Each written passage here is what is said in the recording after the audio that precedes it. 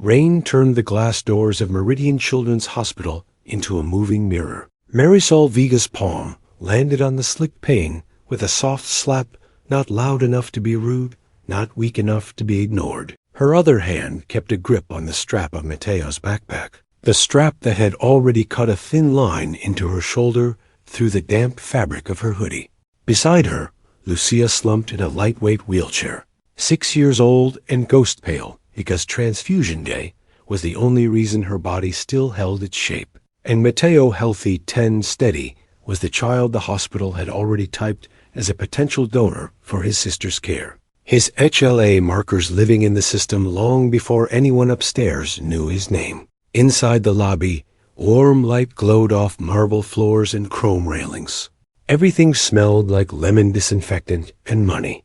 A holiday tree stood near the gift shop, trimmed in white lights and ornaments that looked like they had never been touched by a child's hand. The security guard glanced at Marisol's wet shoes and at the cardboard folder in her arms, softened by rain, corners curling. He lifted a hand and pointed to a sign taped beside the door. Visitors must present valid pass and identification. Nitrogen monoxide exceptions. Marisol mouthed words through the glass, careful and slow, so her breath wouldn't fog the pain. Hematology day unit, appointment, transfusion day. Her daughter was upstairs, waiting, and the clock didn't care about her accent or her pockets.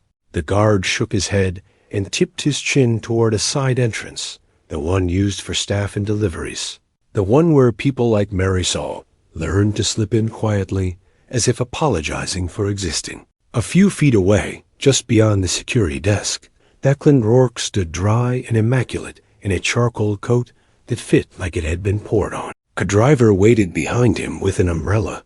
A hospital administrator hovered nearby, smiling too hard, already rehearsing gratitude. Declan's eyes had the look of a man who lived on private floors and believed entrances existed to separate order from mess. He watched the scene the way he watched a problem in a spreadsheet, something to remove. Marisol tried the handle again, as if the glass might change its mind. A folder shifted in her arms, papers inside sliding with damp weight. Lucia's head lolled toward Marisol's elbow, eyelids heavy, mouth slightly open, the way sick children fell asleep everywhere, because sleep was the only place pain stopped asking for attention. Mateo kept a hand on the wheelchair handle, knuckles pale from control that had nowhere to go.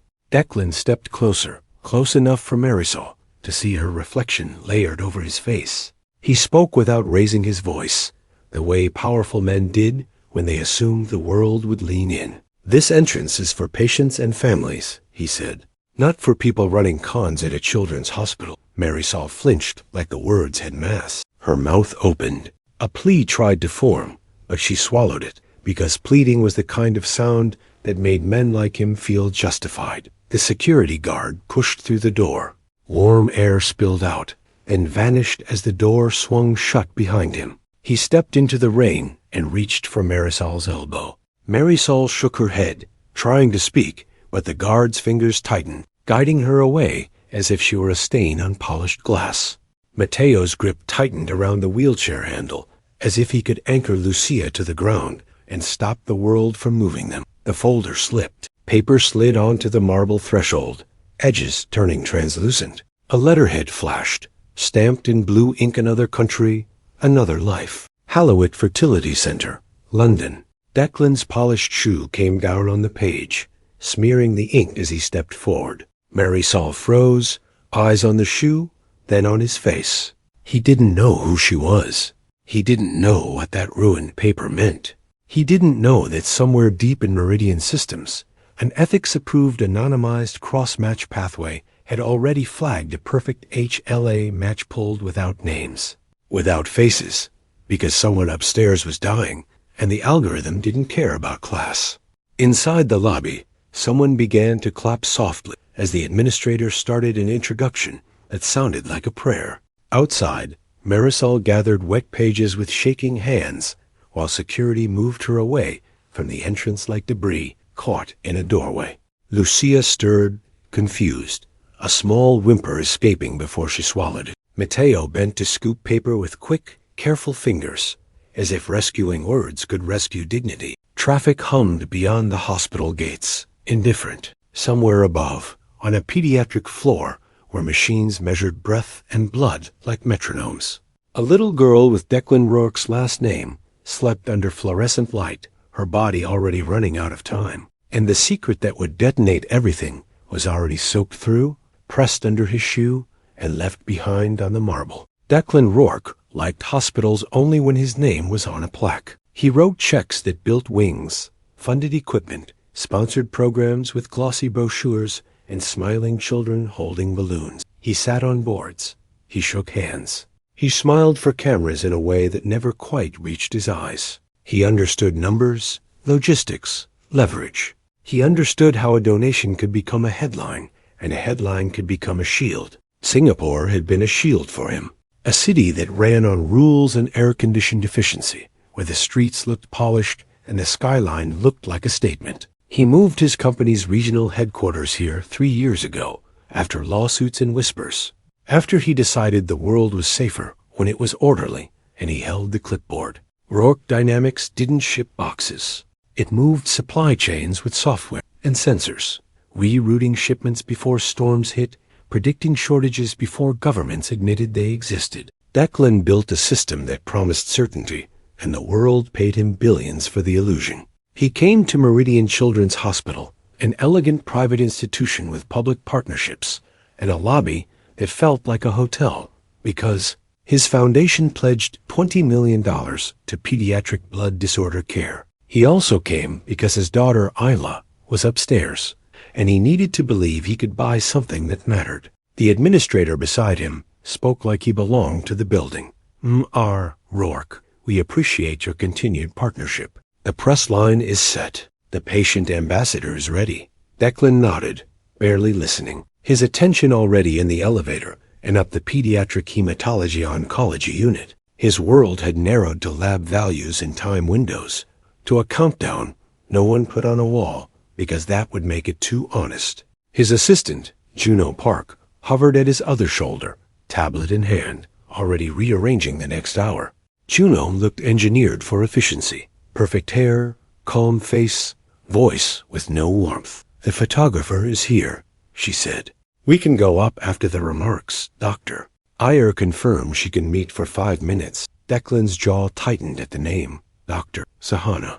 Ayer stopped flattering him 2 weeks ago. She didn't speak to him like a donor.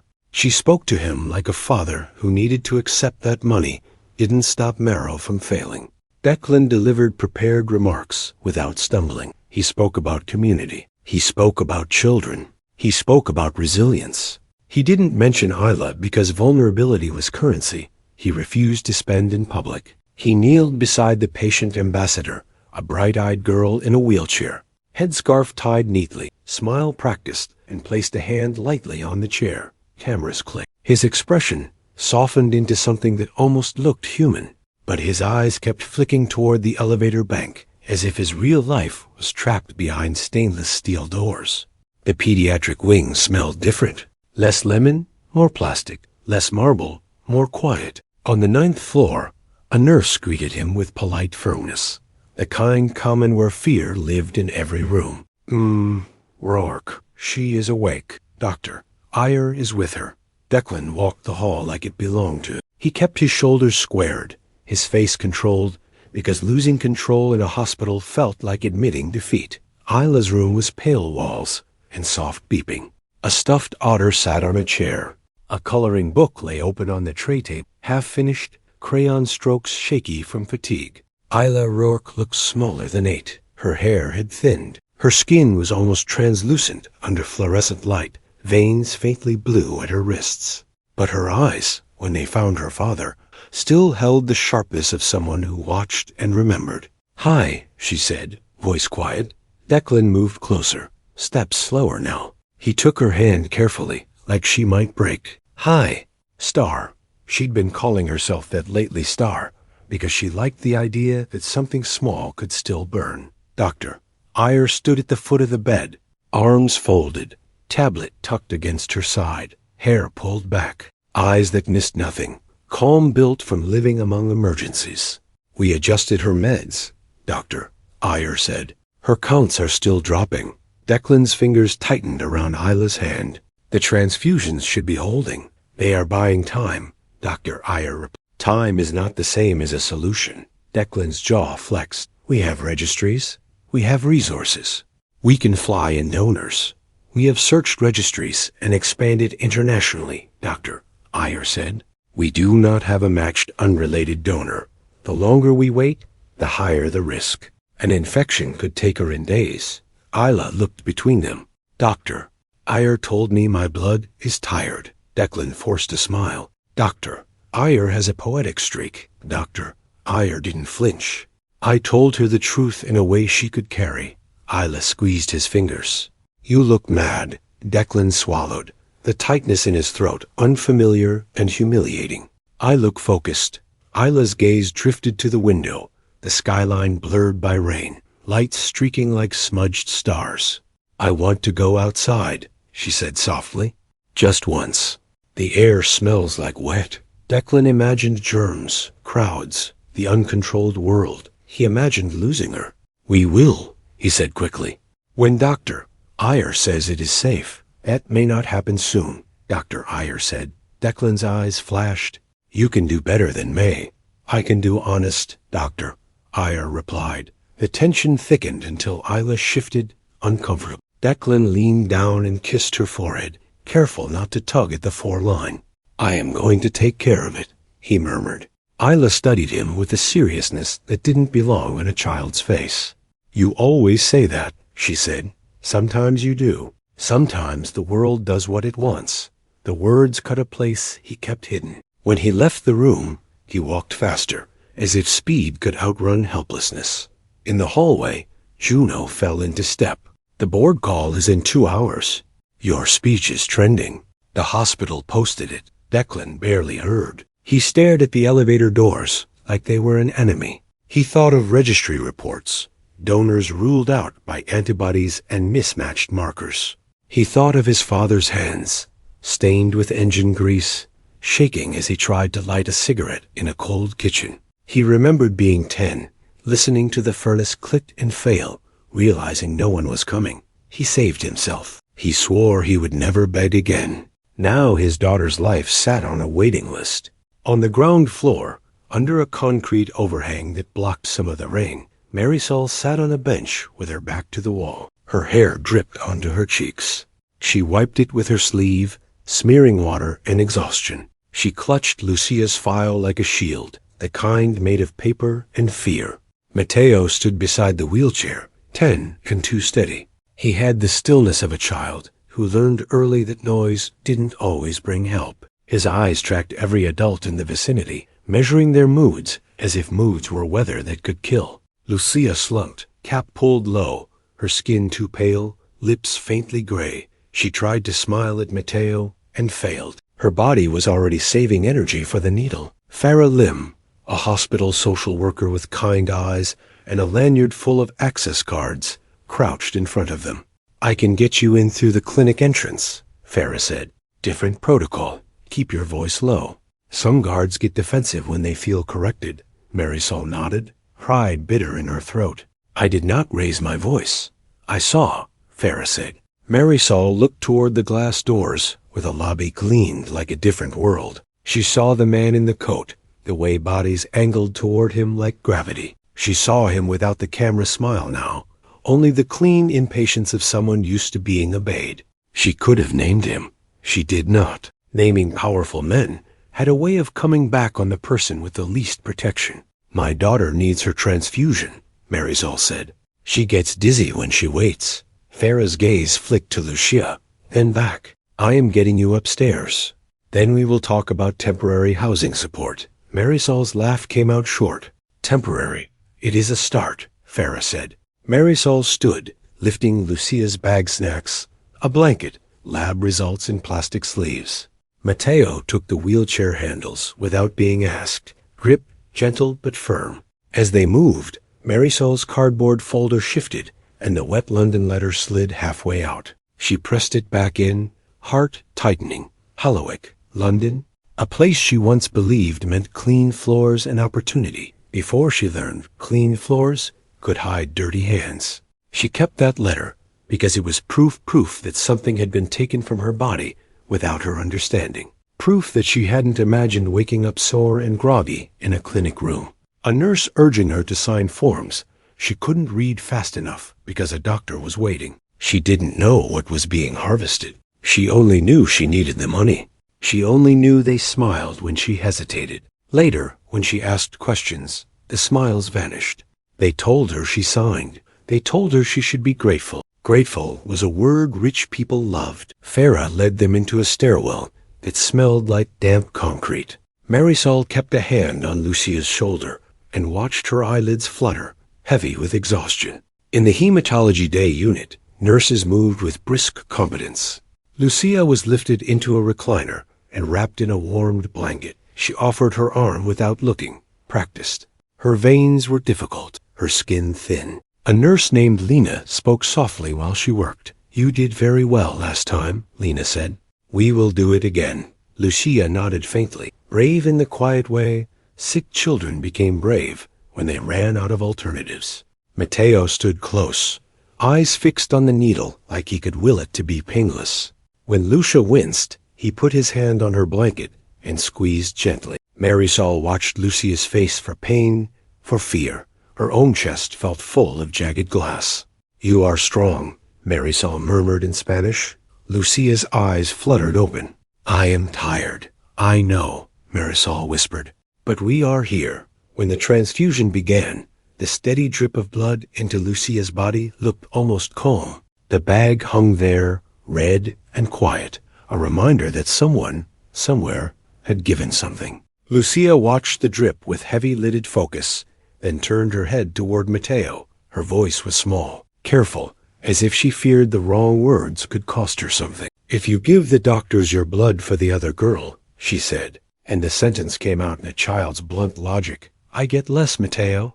Matteo froze, eyes widening for a fraction of a second before he forced himself still. Marisol's throat tightened, anger and grief twisting together. "You do not get less," Marisol said softly, but her voice carried a tremor she couldn't hide. "You get the same, Matteo." Lucia studied Matteo, as if measuring him like medicine. Then she closed her eyes again, exhausted by her own fear. A volunteer approached with crayons and paper, offering the simple mercy of distraction. Lucia's fingers were weak, but she picked a green crayon and began to draw slow lines. She drew a rectangle that might have been a house. She drew 3 stick figures. One was taller, 2 were small. Above them she drew a circle, then colored it yellow until her hand cramped. Matteo leaned in. "That is the sun," he said. Lucia's eyes half opened. "It is a light," she murmured, and then her eyelids dropped again.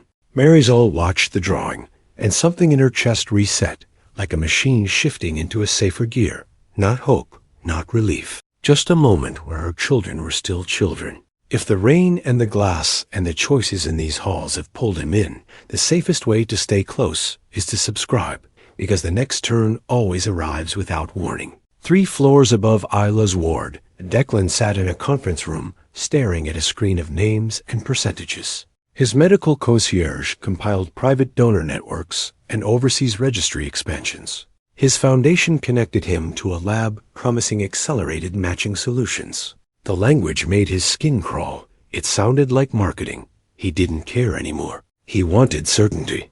Nathan Klein, his general counsel, sat beside him, hands folded, suit too perfect, as if he dressed to vanish into courtrooms without leaving fingerprints. "We are within legal bounds," Nathan said.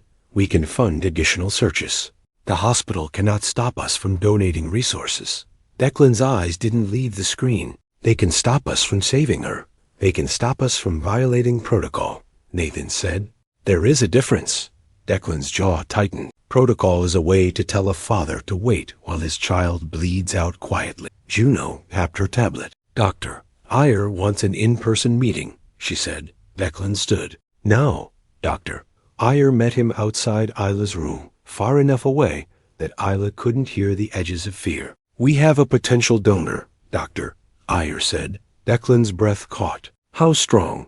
10 out of 10 HLA match, doctor," Ayer said. Declan's mind scrambled. He'd lived in a world of partial matches, hope followed by disqualifications. A sibling-level match, he said automatically. It is a minor in our hospital system, Dr. Iyer said. Declan's stomach tightened. Here, yes. He narrowed his eyes. Why was it not found earlier? It was not a registry volunteer, Dr. Iyer said. His HLA profile exists because his younger sister is a hematology patient. Family members were typed as potential related donors. Our expanded search cross-referenced existing clinical HLA data through an anonymized, ethics-approved internal matching pathway. No names were visible until the ethics gate cleared the flag. Declan absorbed that, the way he absorbed legal language. Gates, pathways, clearance. He understood systems. Where is he? He said. Hematology Day Unit, Dr. Iyer replied. He is healthy. His sister receives transfusions for beta thalassemia major. He was typed to assess future transplant options for her. Declan's thoughts accelerated. Parents. Mother, Dr. Iyer said. Declan nodded once. Then we speak to her. We speak, Dr. Iyer corrected. Not you. Not yet. The hospital approaches. The donor has an independent advocate. Your foundation does not contact them. Declan leaned closer, voice tight. My daughter is dying. So are many children on this floor, Dr. Iyer said, steady. Rules exist to keep desperation from becoming abuse. Declan held her gaze, then forced air through his nose. Name, Dr. Iyer hesitated just long enough to prick his skin. Marisol Vega. The name was common. It should have meant nothing. Still, something in Declan's chest tightened recognition without a memory. And the mother, he said. Marisol Vega. The lobby flashed. Rain on glass. The folder. The boy behind her. Shame trickled like fever. That was her, Declan said quietly. Yes, Doctor, Iyer said. Declan's reflex reached for justification, stress, focus, urgency, then cracked when he pictured Isla's thin hand in his. What are we doing? He said, voice tight. Today, Doctor, Iyer said. After the sister's transfusion is stable, social work present, there are additional factors. The family is vulnerable, Dr. Iyer said. Housing insecurity, immigration complications. That makes consent complicated. Your behavior in the lobby did not help, Declan swallowed. Understood. He walked away quickly, because standing still felt like staring into a mirror he couldn't control. The first internal episode began before anyone called it one, disguised as routine and bureaucracy. That afternoon, as Lucia's transfusion finished and color returned in thin layers to her cheeks, a billing clerk appeared at the day unit desk with a folder, lips pressed tight. Lena's face changed when she read it. Farah was called. Marisol was called. They were led into a side room with a laminated poster about kindness on the wall. The clerk spoke carefully, as if careful words could make cruelty gentler. There is an issue with coverage documentation, she said. We need updated eligibility verification. Without it, the next transfusion appointment may be deferred. Marisol's heart punched. Deferred meant Lucia's body quietly slipping backward. Farah kept her voice calm. She is a child on a transfusion schedule, she said. Deferral creates harm. We are not refusing care, the clerk said. We are requesting documentation. Marisol's hands curled. The shelter address changes, she said. The number changes. Everything changes. My daughter does not change. The clerk's eyes flicked away, uncomfortable. This is policy. Mateo stood near the door, silent, watching adults use policy like a wall. Lucia sat in her wheelchair, blanket around her shoulders, listening to words she did not fully understand, and understanding fear anyway. Her gaze darted between faces. Her fingers found her drawing paper in her lap, and she pressed the yellow circle with her thumb as if it could hold the room together. Farah made a decision. We will fix this today, she said. We will contact the charity liaison. We will update documentation. We will not let policy delay a child's transfusion schedule. The obstacle did not move easily. The clerk insisted on forms. The charity liaison insisted on appointment slots. A phone call went unanswered, then answered by a voice that said, try again tomorrow. Marisol felt the world narrow, felt the familiar panic rise. Tomorrow was a luxury. In the hallway outside the room, Declan appeared with Juno, moving fast, his face set. He caught the edge of words coverage, deferred, policy, and his old instinct surged like heat. He stepped toward the room, voice sharp. "What is the cost?" he said. Farah turned, startled. The clerk's eyes widened. Declan's tone was efficient. "Send the bill," he said. "I will settle it now." Marisol stared at him, shock and anger colliding. It felt like the same shoe coming down on her paper, only now it was money. Farah's posture tightened. Rourke, she said carefully. "This is not a bill issue alone. This is documentation and policy. If you pay directly, it can look like influence tied to the donor process." Declan's jaw clenched. "It is a child needing blood," he said. "It is also a vulnerable family," Farah replied. "We keep consent clean." The turn came when the hospital ethicist, passing by, paused and fixed Declan with a steady gaze. "Direct payment during active donor consideration risks coercion contamination," she said. "If it becomes entangled, ethics can pause the transplant pathway." The words hit Declan like a door slamming. Pause meant Isla's time being stolen by paper. He swallowed hard, then stepped back, hands curling into fists in his pockets. Farah made another call and another, her voice calm but firm. After 30 minutes and 2 escalations, the charity liaison answered and authorized an interim coverage bridge through an emergency fund. The clerk's shoulders sagged. "We can hold the schedule," she said. Marisol exhaled shakily. Relief and humiliation braided together. The decision had been Farah's, not Declan's. The turn had been the emergency bridge, not a billionaire's check. The cliffhanger remained anyway, tight and bitter. Lucy's life could be delayed by paperwork again, and the system had shown it could pinch the family whenever it wished. That evening, Marisol returned to the small apartment Farah had secured through emergency housing support, 2 rooms. Plain furniture, the smell of old paint. The refrigerator hummed like a nervous animal. The air conditioner rattled. Lucia slept on the couch, clutching her drawing, the yellow circle smudged by her fingers. Matteo stood at the sink washing a cup without being asked, movements controlled. Marisol sat at the table and opened her folder. The ruined London letter lay there like a wound. She remembered London's cold and damp, the hotel laundry's heat, detergent stinging cracked skin. She remembered Declan's early face-tired, hungry in a way that didn't match his suit. She remembered thinking, foolishly, that being seen by someone like him meant safety. She remembered calling and being told to stop. She remembered giving birth to Matteo alone. The memory had edges like glass. On day 2, Meridian moved the donor process forward with careful speed. Matteo was scheduled for donor evaluation consults, infectious disease screening, blood work, anesthesia consult, psychological support consult with a child advocate. He was guided through corridors where other children carried 4 poles like pets. He absorbed information with the seriousness of a child who had already learned what hospitals could do to a family. Lucia returned to the day unit for routine labs and chelation counseling. Her transfusions kept her alive. Her chelation kept transfusions from poisoning her slowly. The words sounded like adult math. The reality was needles and bitter medicine. Lucia sat with Lena, face scrunched. "Medicine tastes like metal," she murmured. Lena smiled gently. "Metal means it is doing work," she said. Lucia stared at her. "Metal is heavy," she whispered. Marisol heard it and felt her throat tighten. Even her child's metaphors carried weight. In the family waiting area, Lucia drew again. 3 stick figures.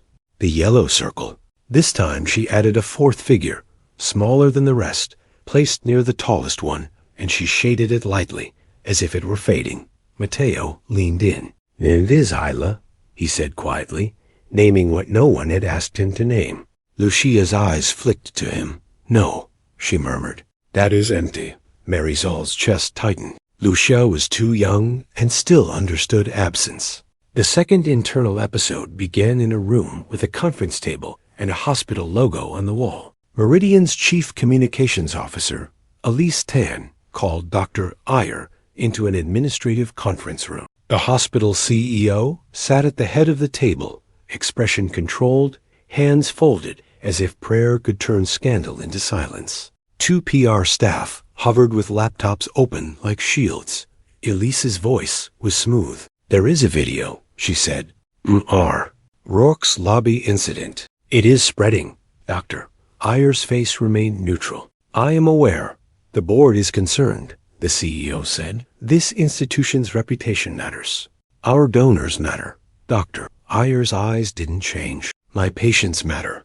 Elise leaned forward slightly, the kind of movement that looked supportive on camera. "We need to manage the narrative," she said. "We need to avoid the appearance that the hospital is allowing a billionaire to leverage a vulnerable family for a transplant, Doctor." Ayer's jaw tightened. "Then protect consent," she said. "Do not manage the truth." The CEO's voice stayed calm and dangerous. "This donor process needs to be beyond reproach," he said. "If there is any hint of coercion, we pause. We do not risk an ethics scandal, Doctor." Ayer held his gaze. "Pausing can kill a child," she said. Elise's smile flickered. "A scandal can cripple a hospital," she said. "We need you to limit communications. No off-script statements, no confrontations, no personal crusades." The CEO's eyes sharpened. "If this becomes a public disaster, it will land somewhere. The institution will protect itself. Physicians are not immune, Doctor." Ayer heard the threat like a cold hand. She had worked too long to pretend she couldn't hear subtext. She made her decision anyway. "I will protect consent," she said. "I will protect the donor. I will protect my patient. If that costs me, it costs me." Silence held for a beat. The PR staff typed. Elise's lips pressed into a line. The turn came quietly as Elise slid a document across the table. "You will sign an internal compliance plan," she said. "If you deviate, we will review your privileges, Doctor." Ayer looked down at the paper and saw the hospital's attempt to leash her into optics. She signed because she understood the difference between compliance and surrender. She signed because she intended to keep doing the work anyway. When she left the room, her phone buzzed with a message from the ethics office. "Internal donor match case requires additional documentation due to public incident. Review scheduled." The cliffhanger settled like fog. Everything could still be paused, not by medicine, but by fear. On day 3, the meeting was scheduled. Donor discussion with social work, ethics, and the child advocate present. Marisol entered the consultation room with Farah and an independent attorney arranged by the hospital's pro bono network. Kriya Menon Small, sharp-eyed, voice clipped, a woman who treated charm as a liability. Mateo sat beside Marisol, shoulders squared, eyes alert. Lucia was with a volunteer in the playroom, coloring, because listening to adult negotiations would make her fear louder. A knock came. Doctor Ayer entered. Declan followed, coat perfect, face controlled. Marisol went rigid. Her gaze dropped to his shoes, then rose to his face.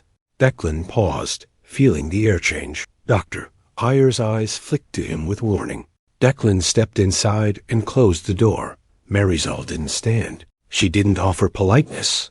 She held her gaze on him like a blade. "Miss Vega," Declan said. "M.R. Rourke," Marisol replied. Doctor Ayer spoke first. "We are discussing a medical situation involving both families." Marisol's voice was flat. "My daughter is sick." "I know. This involves your son as a potential donor for another child," Dr. Ayer said. Marisol's eyes narrowed. "Donor." Farah leaned forward. "It is hematopoietic stem cell donation, collected from bone marrow," she said gently. "It involves anesthesia, recovery, pain, and risk." Mateo's jaw tightened at the word anesthesia. He didn't look away. He held the information like a stone in his palm. "My son is not a spare part," Marisol said. "No one is saying that," Declan said carefully. Marisol's gaze snapped to him. "You said worse earlier." Silence thickened. Declan forced his voice steady. "In the lobby, I made assumptions. I acted poorly." "Poorly," Marisol echoed. "You called me a con artist. You told security to remove me like I was filth." "Yes," Declan said. "I did that." It was wrong, he added, because Dr. Ayer's eyes demanded it. I am sorry. Marisol's face didn't change. Sorry is small, Doctor. Ayer moved it forward. Mateo's HLA typing shows he is a full match for my patient. 10 out of 10.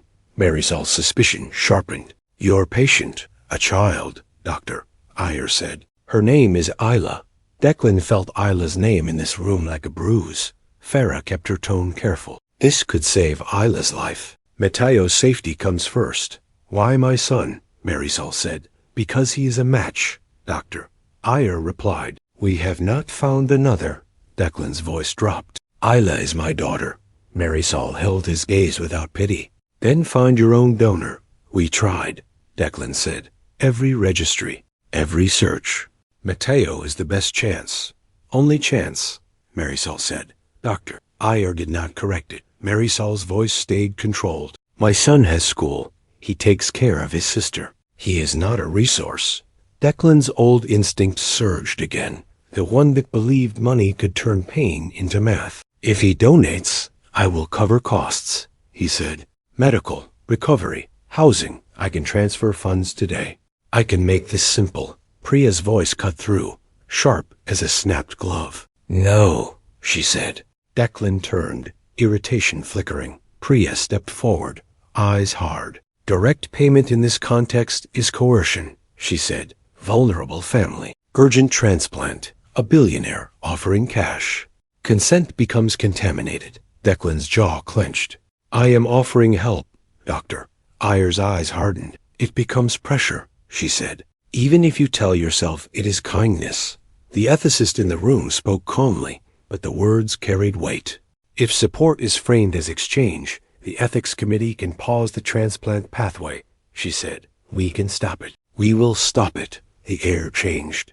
Declan felt it like a door slamming. Pause meant Isla's time stolen by paper. He swallowed, then exhaled slowly.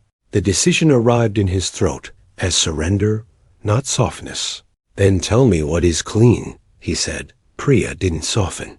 A structure that removes your control, she said. Independent trustee. Written terms. Support not contingent. Transparent oversight. Hospital advocate involved. Declan's eyes flicked to Dr. Ayer, then back to Marisol. And if I do that, he said, voice tight, no one treats it as purchase. Marisol's gaze stayed sharp. You cannot purchase a child, she said. Declan nodded once. Then I will do it correctly, he said. As the meeting ended, Lucia's small voice drifted from the hallway. She had been wheeled closer by a volunteer, curious and tired, and she caught only one word. Donor. Lucia froze, eyes widening. Her voice trembled. Donor means Mateo goes away, she whispered, not as a question, as a truth she believed. Marisol's heart punched. She crouched beside Lucia, hands gentle on her cheeks. No one is taking him, she said. Lucia's eyes stayed wide. Hospitals take, she murmured. Mateo leaned down and pressed his forehead lightly to Lucia's. Mateo stays, he whispered. Lucia clutched her drawing to her chest like armor. Declan watched that moment and felt something in him crack that money could not patch.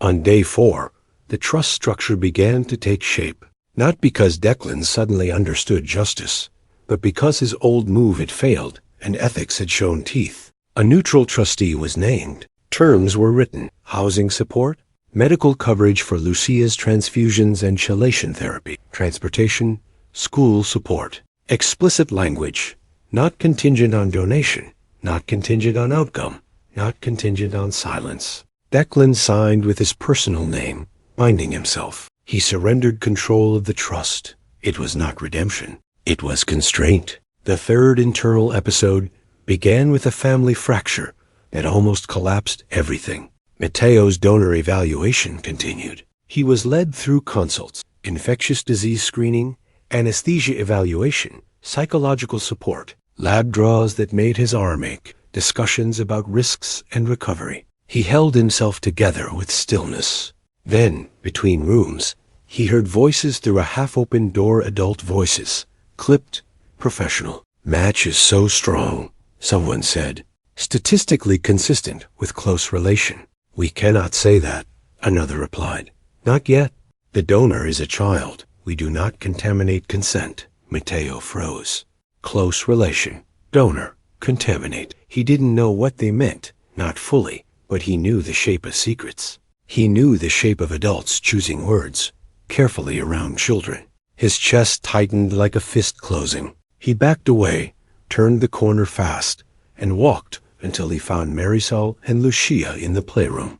Lucia held up a drawing a door this time, a line erased in the middle. Open, she murmured, and her voice was soft with hope that didn't match her body. Matteo barely saw it. His voice came out sharp, not cruel, but frightened. They talk like I am a thing, he said. Marisol's eyes widened. Who?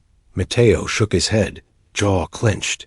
Doctors, he said. They said close relation. They talk like I belong to the hospital. They talk like I belong to him. Marisol's throat tightened.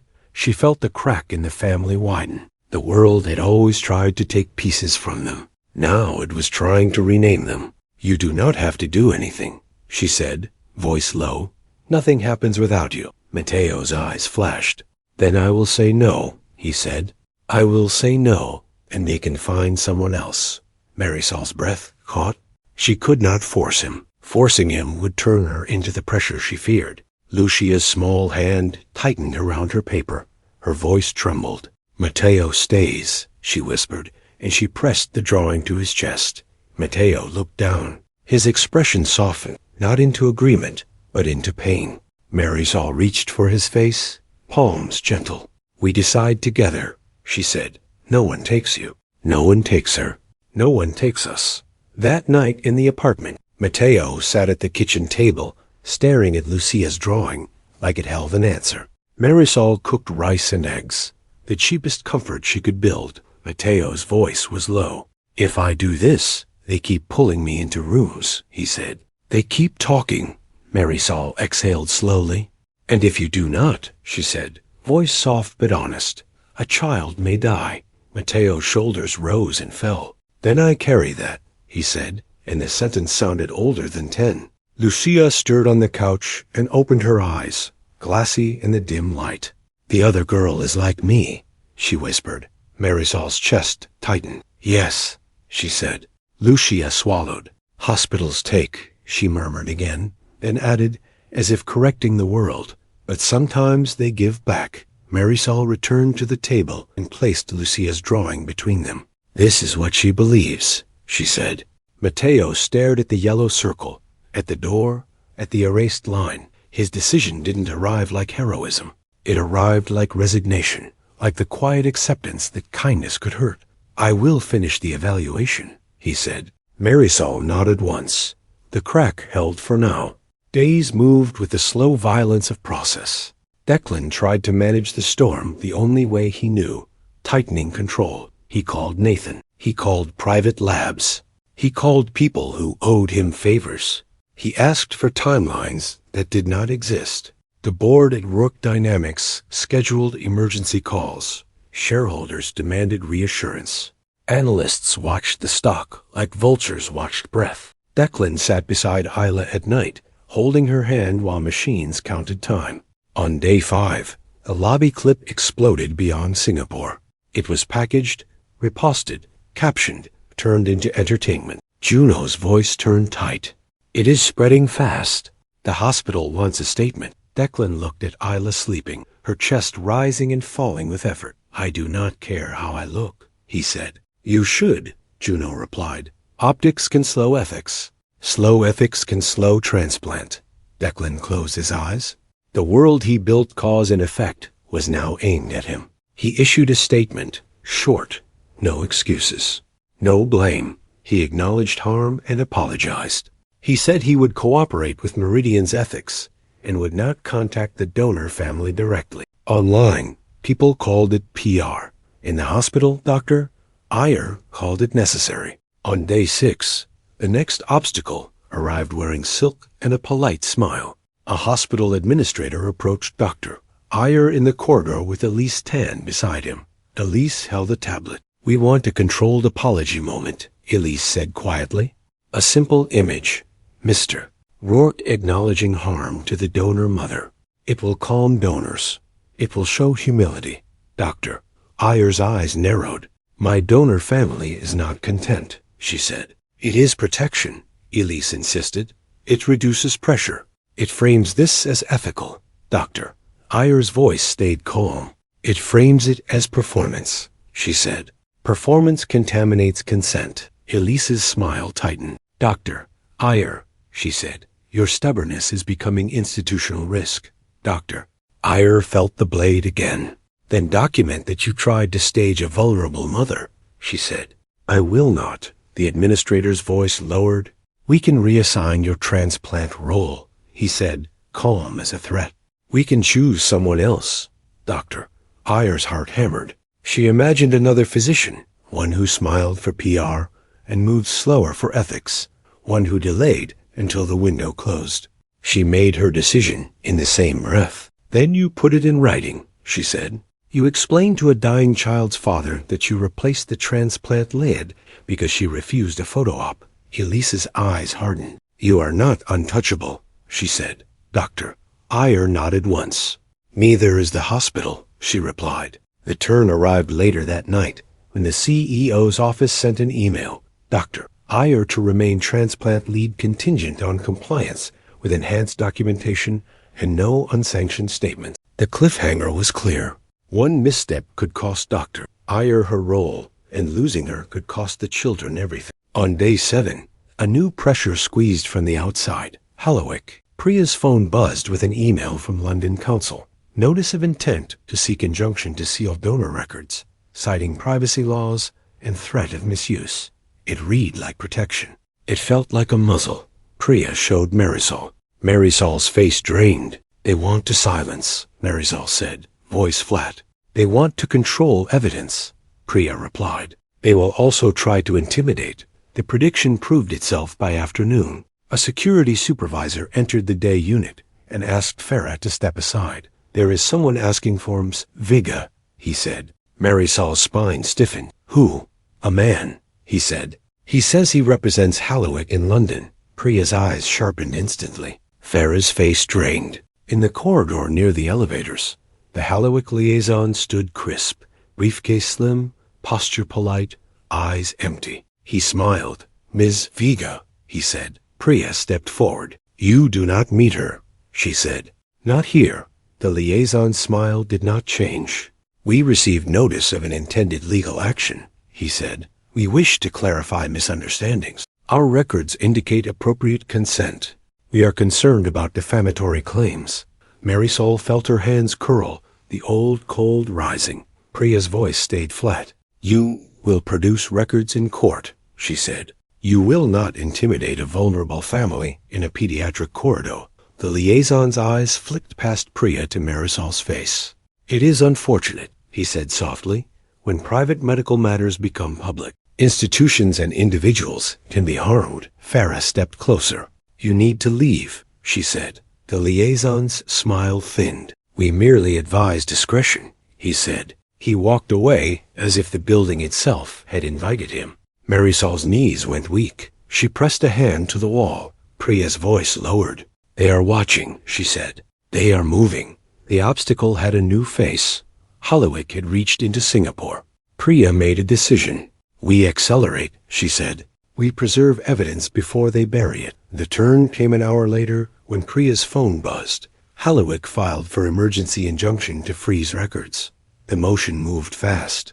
The cliffhanger landed hard. If Hallowick sealed records, Iridian's ethics might pause transplant for provenance verification. That night, Dr. Ayer received Elisa's message. Given potential litigation involving donor provenance, ethics may require verification before proceeding. Dr. Ayer stared at the screen until her jaw ached. On day 8, Isla's condition tightened. Counts dropped further. A nurse added another protective sign to her door. Visitors must wear masks. Isla watched her father with tired eyes. Star feels dim, she murmured. Declan held her hand, feeling the bones beneath skin, feeling control bleed away. That afternoon, Doctor, Ayer met Declan in the corridor. We are moving toward transplant conditioning, she said. Timing must align. Declan's voice was tight. Meaning, Meaning chemotherapy to clear failing marrow, Dr. Iyer said. Once we start, we cannot stop without consequence. Declan's chest tightened. Then we do not start unless the donor is confirmed. The donor process is proceeding, Dr. Iyer said. Ethics will reaffirm. The donor will have independent advocacy. We proceed only if consent stays clean. Declan nodded once. Clean consent was now as valuable as marrow. The next internal episode began in London because systems protected themselves across oceans. Nathan contacted a UK solicitor and requested records. Hallowick responded with polished refusal. Confidential. Process. Denied. Nathan pushed for audit log. Hallowick responded with delay. Then Nathan found the gap. A missing consent attachment referenced in an internal index, but absent in the packet. A witness line blank. An audit log showing a donor file accessed repeatedly days after the procedure, late at night. Patterns meant intent. Nathan flew to London quietly. Rain smelled like metal. The city felt older, colder, built from stone and decisions. In a small cafe near a gray clinic district, Nathan met a woman who kept her coat on inside and sat with her back to the wall. Her hands shook around a cup she did not drink. "I will not give my name," she said. Nathan nodded. "Then give me something I can verify." Her eyes flicked toward the window. "We were told to keep donors moving," she said. "No delays, no questions." Women who did not speak English well. Forms, signatures, money. Nathan's voice remained calm. "Missing consent," he said. Her mouth tightened. "Files got cleaned after complaints," she whispered. "People higher up took over." Nathan leaned slightly forward. "Proof." She slid a folded slip of paper across the table. Not a document. A staff login ID. A date. A line that meant nothing to anyone who didn't understand the system. "Ask for the audit trail," she whispered. "Ask why a donor file was opened at midnight. Ask why witness lines are blank." Nathan's pulse tightened. "Reason?" Her eyes flashed with shame. "Because I watched a woman wake up crying," she said. "We told her it was normal. I told myself it was normal. It was not." She stood and left without finishing the sentence. Nathan sat with the code and felt the London air press down, heavy with hidden hands. He sent the information to Priya, to Meridian's ethics liaison, and to Declan as a warning, not a weapon. Hallowick countered within 12 hours. A legal notice arrived at Meridian. Emergency injunction filed to freeze and seal donor-related records pending hearing. The language was about privacy. The intention was control. Elise Tan forwarded it to Dr. Iyer with a cold line. "This creates institutional risk." Dr. Iyer stared and felt anger rise clean, controlled, lethal. On day 9, the hospital scheduled the donor collection and recipient conditioning timeline with warning signs built into every margin. Mateo's collection was tentatively set for day 12. Isla's conditioning would begin day 10. It was a narrow bridge. If the bridge collapsed, Isla would be left without defenses. The cliffhanger tightened. That evening, Marisol sat with Priya in the apartment, Lucia asleep on the couch, Mateo coloring silent. Priya's tone was clipped. "Hallowick is trying to freeze records," she said. "Meridian Ethics may pause transplant for provenance verification." Marisol's chest tightened. "They will stop it." "They may," Priya said. "We hold the line." Mateo's head lifted. His eyes were sharp. "Provenance," he said, trying the word like a stone. Marisol's throat tightened. She didn't want London in his mouth. She didn't want adult darkness in a 10-year-old's chest. Mateo stood anyway and walked to the living room. He picked up Lucia's drawing, careful not to wake her, and brought it back. He set it in front of Priya. "Light," he said, and the word was not a plea. It was a demand for something human inside legal language. Priya's eyes flicked to the drawing and softened by a fraction. "Yes," she said. "Light. We keep it." The next day, day 10, Isla's conditioning began. Declan stood outside her room as nurses hung chemotherapy bags. Liquids clear and quiet, like poison wearing innocence. Isla looked at him through the glass, eyes tired but sharp. She lifted her hand. Declan pressed his palm against the glass in the exact spot hers hovered, as if contact could travel through barriers. Downstairs, Ethics convened an emergency session. The room held Dr. Iyer, the ethicist, Elise Tan, hospital legal counsel, and a transplant coordinator whose eyes looked exhausted. The ethicist spoke first. "We have an injunction motion in London to freeze clinic records," she said. "We have potential allegations of compromised consent related to a donor code. This creates provenance uncertainty." Elise leaned in, voice controlled. "The hospital cannot proceed into legal contamination," she said. "If we are named, donors pull support. Trust collapses." Dr. Iyer cut in, calm but sharp. "My patient is in conditioning," she said. "Pause now, and you risk her life even if you never touch the stem cells. You do not start a fire and then complain about smoke." Hospital counsel's tone was cautious. "We need to ensure the donor process is ethically clean and free of coercion," he said. "Provenance disputes can undermine consent." Dr. Iyer's eyes hardened. "Consent is current," she said. "The donor is a child with advocate. The mother has counsel. The support structure is independent. Hallowick's records are a separate legal matter." The ethicist exhaled. "We proceed with enhanced documentation and final consent reaffirmation before collection," she said. "We pause internal provenance review that relies on frozen records until the hearing." Elise's mouth tightened. The hospital wanted both safety and silence, and Dr. Iyer refused to sell either. The decision was to proceed clinically. The turn was a temporary bridge. The cliffhanger remained anyway, because Hallowick had shown it could reach into the hospital's oxygen supply. On day 11, Hallowick escalated again. Priya received an email from London Council that read like a warning disguised as courtesy. It referenced international compliance. It referenced confidentiality breaches. It referenced immigration vulnerabilities in a way that made Marisol's skin go cold. Marisol read it twice, then set the phone down with trembling hands. "They know," she whispered. Priya's jaw tightened. "They are bluffing and threatening at once," she said. "We document it.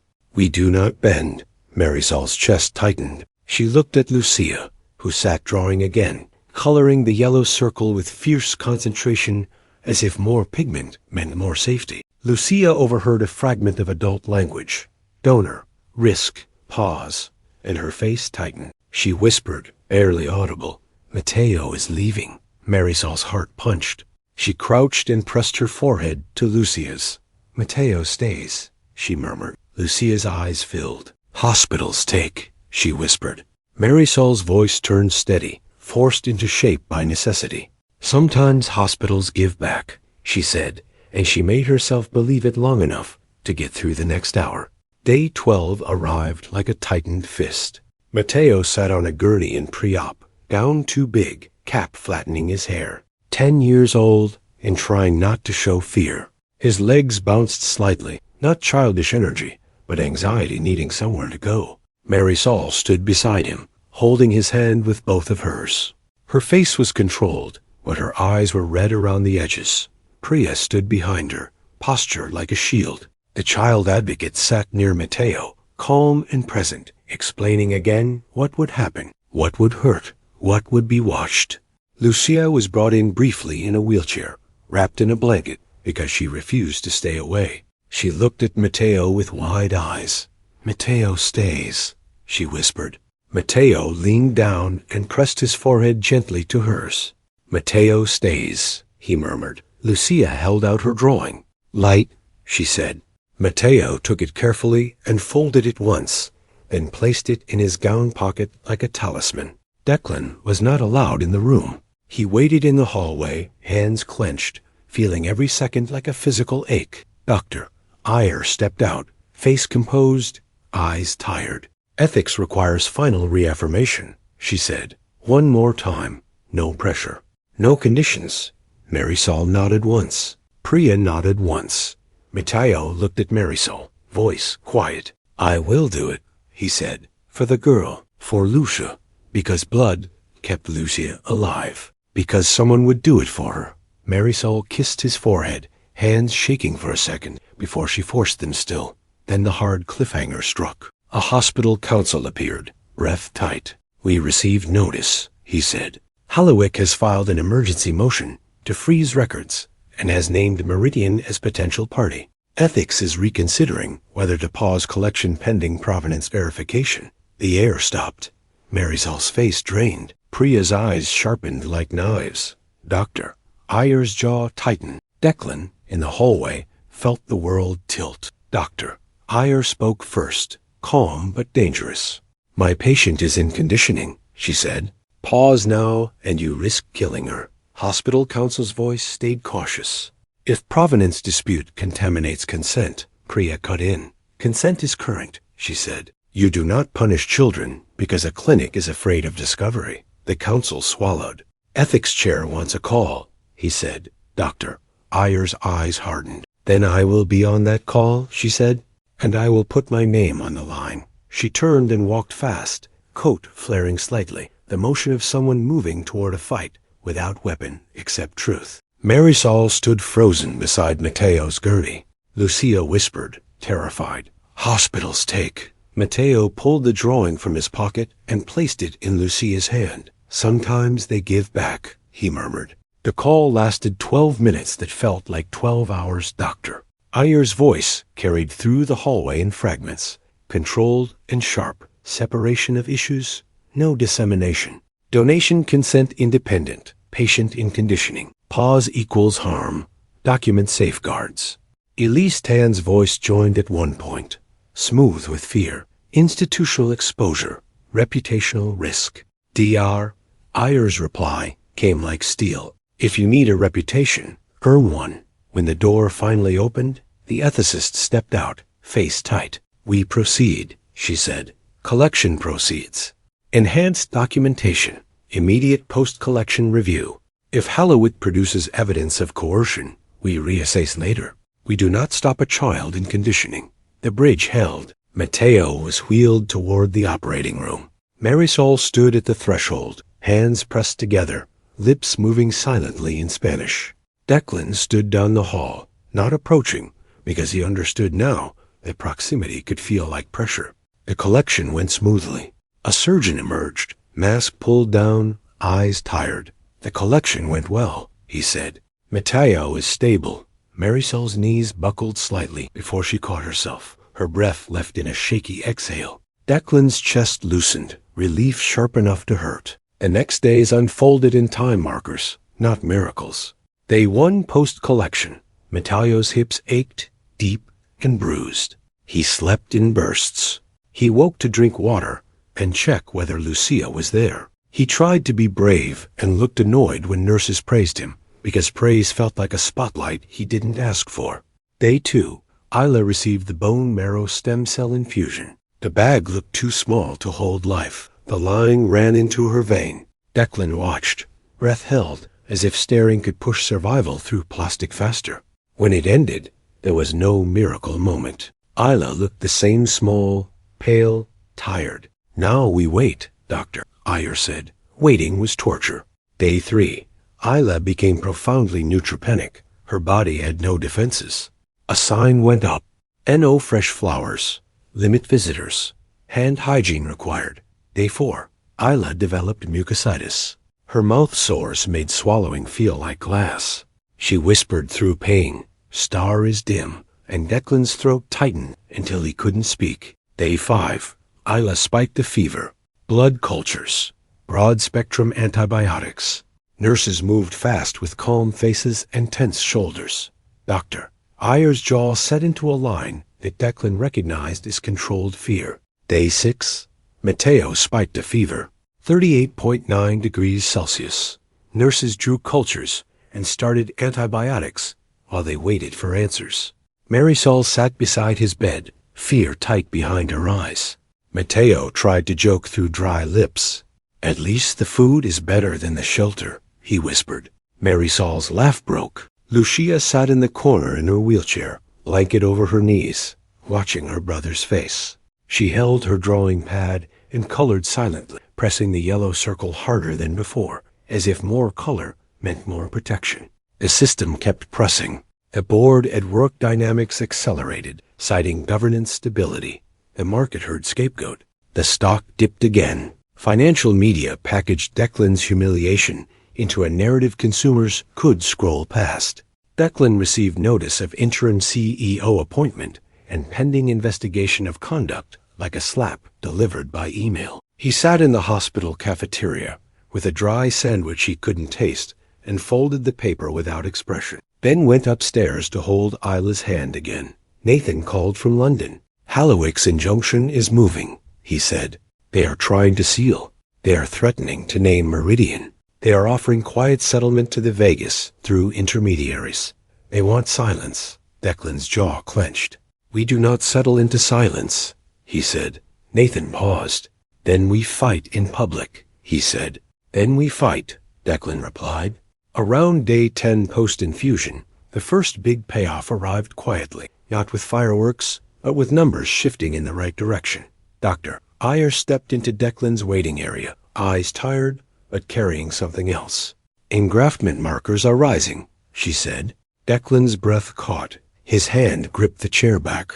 Relief hit like a wave that almost knocked him down. We are not finished, Doctor, Iyer added. There can be complications. But this is a turning point. Declan exhaled shakily. Thank you, he whispered. Doctor. Iyer's gaze sharpened. Thank the donor, she said. Declan nodded, throat tight. He walked down to Mateo's floor that evening and stopped at the threshold of the room, waiting until Marisol looked up. Lucia slept with a transfusion running, the slow drip of someone else's blood keeping her body upright. Mateo sat by the window drawing, pale but healing. Isla's transplant is taking, Declan said quietly. Marisol's face flickered relief, grief, something complicated, and flattened again. Good, she said. Mateo looked up. Good.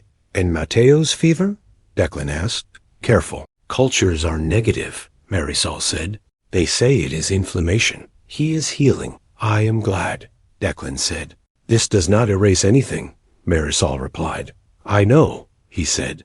The conversation didn't heal. It held. The next hard turn needed space to land, so the story widened before it cut.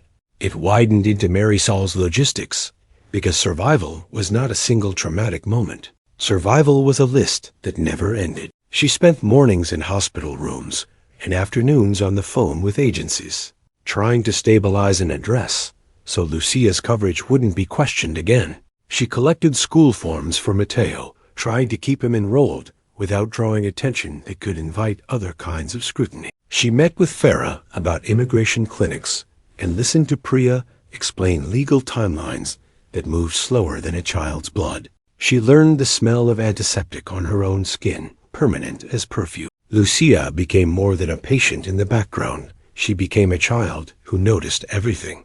One afternoon, as Marisol and Priya spoke in the hallway about Hallowig's injunction, Lucia sat in her wheelchair and listened. Pretending she wasn't, she caught a phrase, donor cells are in Isla now, and her face went still. When Marisol returned to her, Lucia's voice was small. Mateo is inside the other girl, she whispered. Marisol's throat tightened. A little part, she said, careful. A helpful part. Lucia stared at the floor. Then he is split, she murmured. Mateo, from the chair near the window, heard it and stiffened. He stood and walked to Lucia, kneeling slowly because his hips still hurt. He placed his hand over hers. Mateo is not split, he said quietly. Mateo is here. Lucia looked at him with wet eyes. Do I get less Mateo? She whispered again, the same fear returning, because fear didn't leave easily. Mateo shook his head once. You get the same, he said. Always. Lucia exhaled shakily and leaned her forehead against his hand. Marisol watched them and felt her chest crack open in a way she couldn't show, because if she let it all out, it might not stop. Meanwhile, the villain system pressure shifted again, changing shape like smoke. Elise Tan pushed harder on Dr. Iyer. She demanded tighter communication control.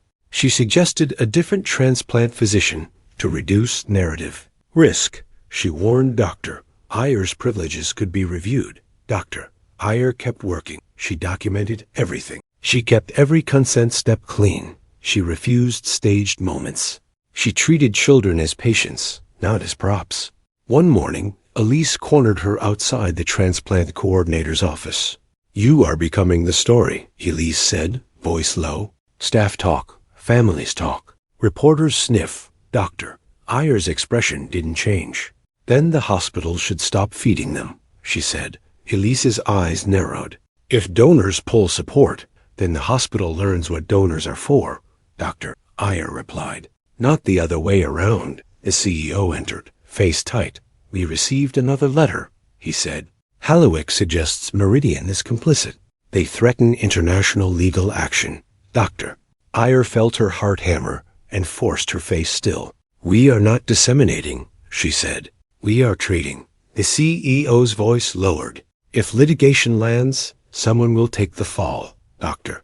Ayer met his gaze. Then choose someone who deserves it, she said, and walked away before fear could convince her to soften. The next internal episode began as a whisper and became a blade. Nathan's London trail deepened. The whistleblower's code matched audit logs. A missing consent attachment became a pattern. A witness line blank became a signature of a system that cut corners when donors were poor. Haliwick countered with intimidation and delay. They filed motions to keep records sealed. They threatened defamation. They contacted Meridian's counsel. They suggested that any mention of donor exploitation would be treated as criminal breach of confidentiality. They tried to move the fight into shadows where rich institutions survived. Priya refused. She filed motions for preservation. She demanded audit logs be treated as evidence of potential wrongdoing. She documented the Haliwick liaison's hospital appearance as intimidation. Marisol watched Priya work like someone watching a dam hold back floodwater.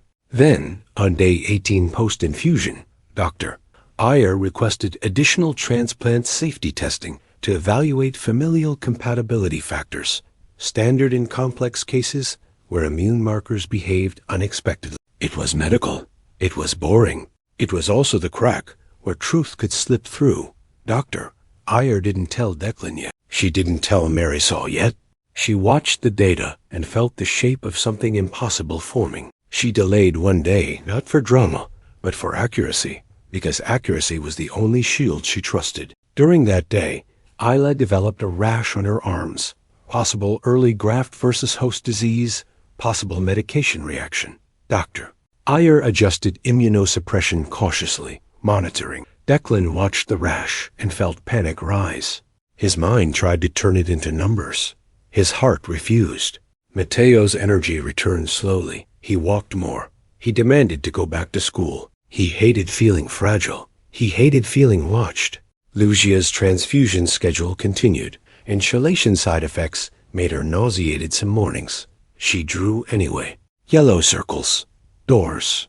A stick figure holding another's hand across a line she erased. The drawings became the family's reset.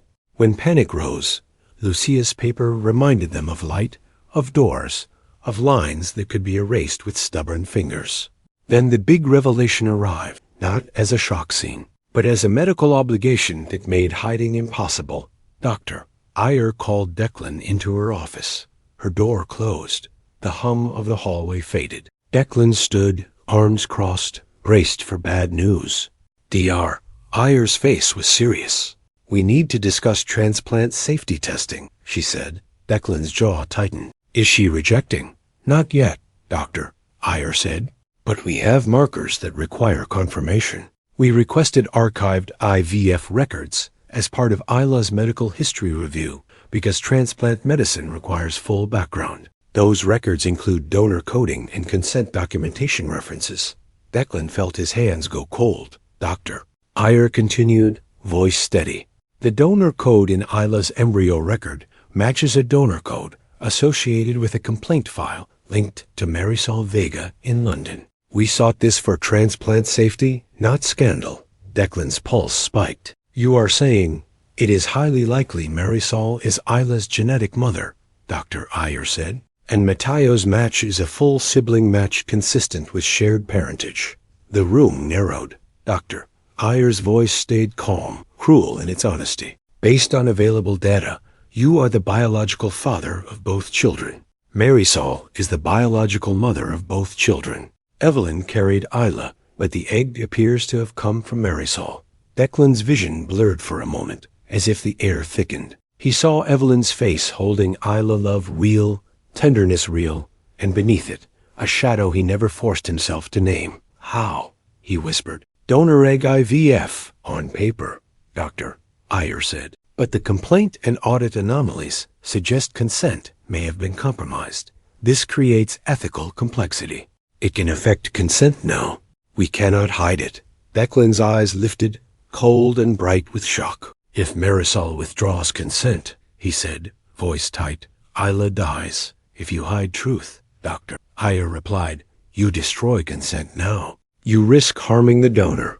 You risk harming the family. You risk this hospital becoming complicit in a lie. Declan's jaw clenched until it ached. He picked up the file with hands that didn't feel like his. He walked out like a man walking toward an execution. The consultation room felt smaller, as if secrets took up oxygen.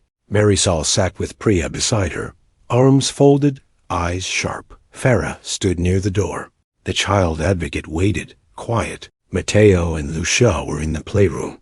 Lucia colored her yellow circle with fierce concentration. Mateo watched her hands like he could protect her by watching hard enough. Declan entered and closed the door. Priya's voice was clipped. This meeting was not scheduled. It is not legal, Declan said.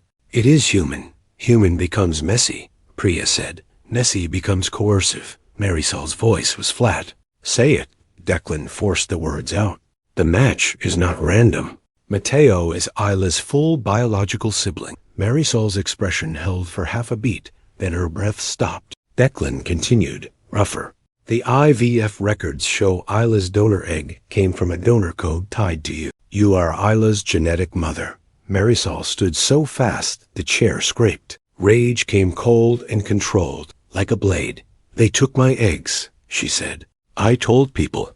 No one listened, and you built your family on it. I did not know, Declan said. You paid, Marisol snapped. You signed. You took. You did not know because you did not have to know. We were told it was ethical, Declan said. Anonymous donor. Anonymous makes theft clean, Marisol said.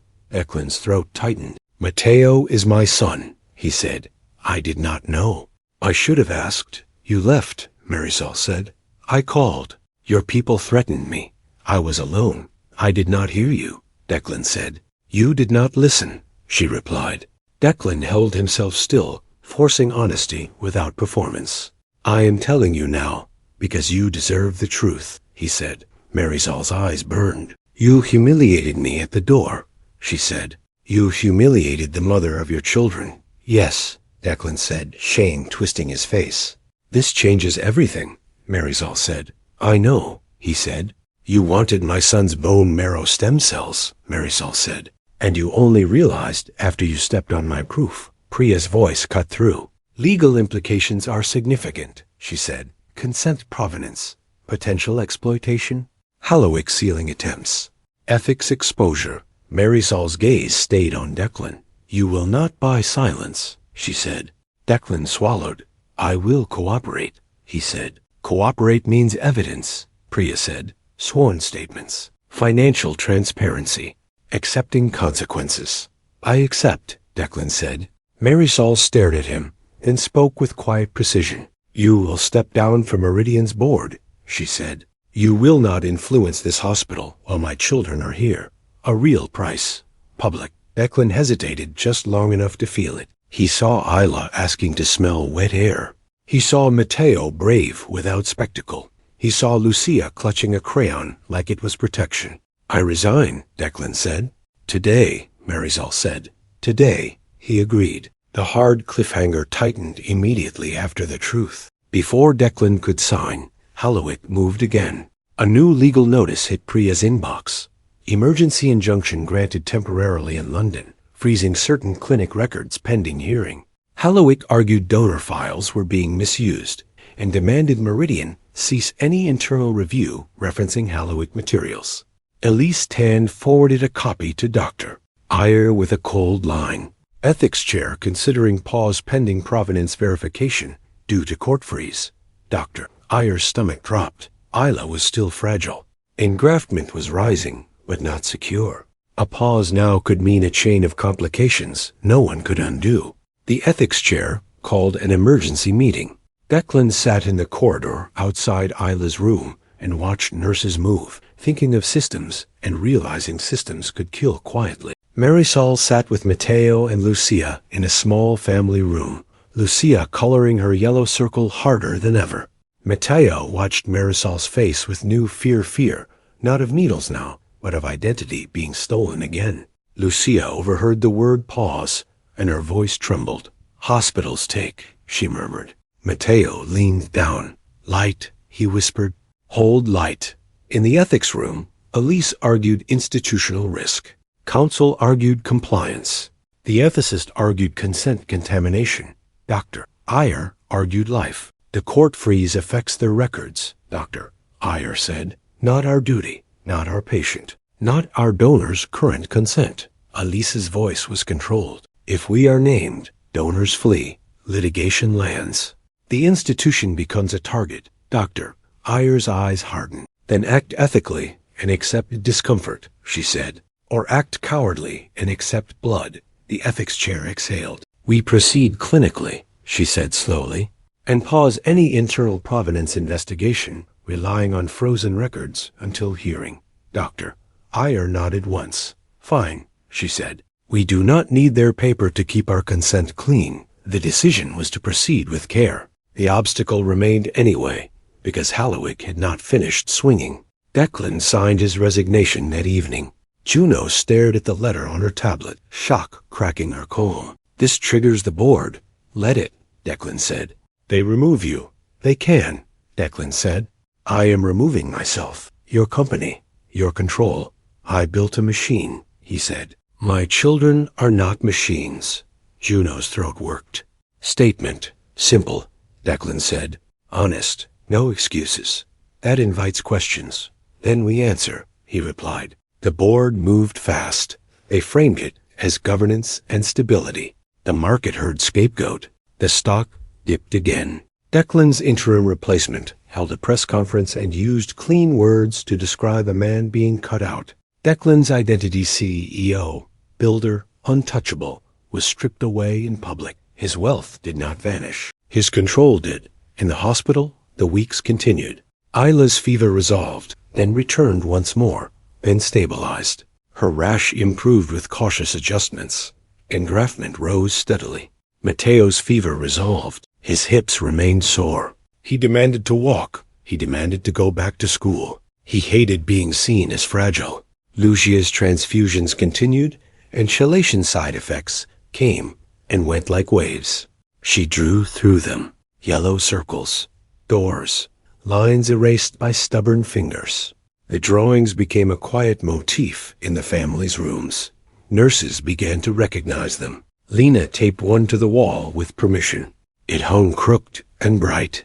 Light, Lucia whispered one day as a nurse adjusted her blanket. The nurse smiled softly. Yes, she said. Light.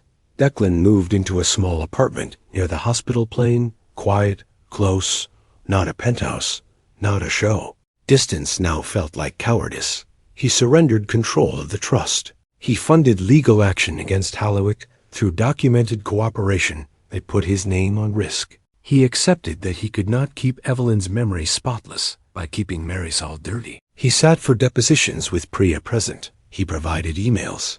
He signed sworn statements acknowledging he benefited from a system he did not question because it served him. He did not frame himself as savior. He framed himself as participant because that was the only honest word left. Dr. Iyer kept working under pressure. Elise kept watching her, looking for missteps. The CEO kept counting donors and lawsuits, weighing care against fear. Dr. Iyer kept choosing the child anyway. When Isla grew stronger, she asked questions.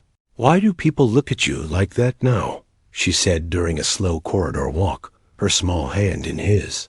Because I hurt someone, Declan said. On purpose, Isla said, sharper than her years. Yes, he admitted. You always say people should be kind, she murmured. Declan felt the words pierce him because he'd used them like slogans. I did not live it, he said. I am trying now. Trying is not the same as being, Isla said, and the sentence landed like truth does, simple and unforgiving. I know, Declan replied. In a hospital courtyard where humidity clung to skin and a fountain gurgled softly, Marisol spoke to him without rage for the first time. "You cannot undo it," she said. "No," Declan said. "But you can stop it from happening to other women," Marisol said. "I will." "Not with a fund," Marisol said. "Funds are easy. They are numbers." "You understand numbers?" "Then tell me," Declan said. "You testify," Marisol said. "You name the people who taught you to stay comfortable. You accept that your reputation deserves to be dirty if you benefited from dirt." "I lost my company," Declan said. "That is not everything," Marisol replied, and he understood. Even fallen, he still landed softer than she ever did. Lucia rolled closer in her wheelchair, blanket over knees, cheeks less gray today. She held up a fresh drawing. This time she drew a big rectangle that looked like a door. On one side were stick figures. On the other side were stick figures. Between them she drew a line, then erased it until the paper thinned. Marisol's throat tightened. "Door," she murmured. Lucia's voice was soft. "Open," she whispered.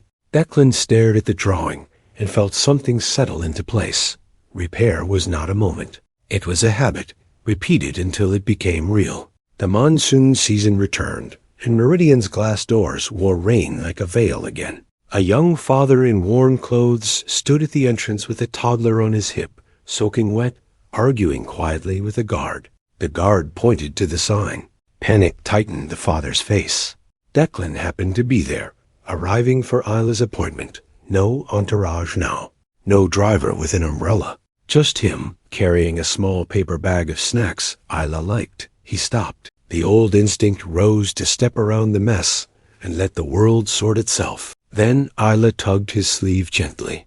She wore a bright yellow raincoat, hair short and soft, eyes sharp.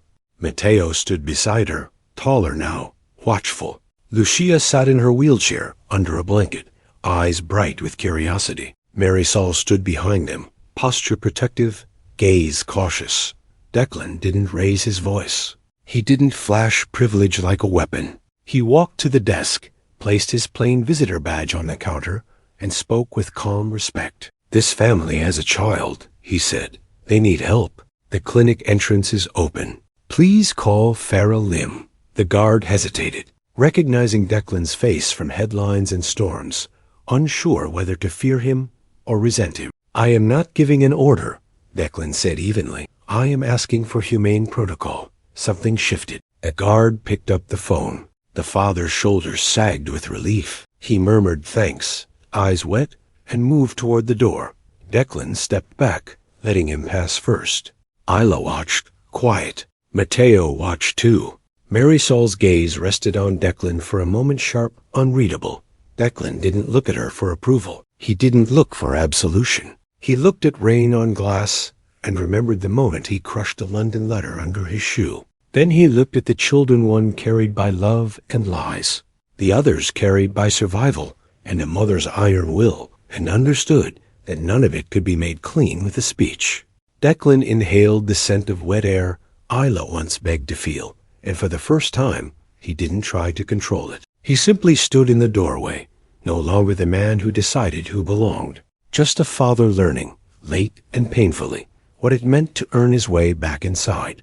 And beyond the hospital's glass, beyond Singapore's rain, London waited with court dates and sealed files, and a clinic that thought paper could erase bodies. Because the next fight was not for reputation or redemption, but for proof depositions, audit logs, the midnight trail, everything Hallowig tried to bury, and everything they would have to answer for in open court. The kind of truth that did not stay sealed for long.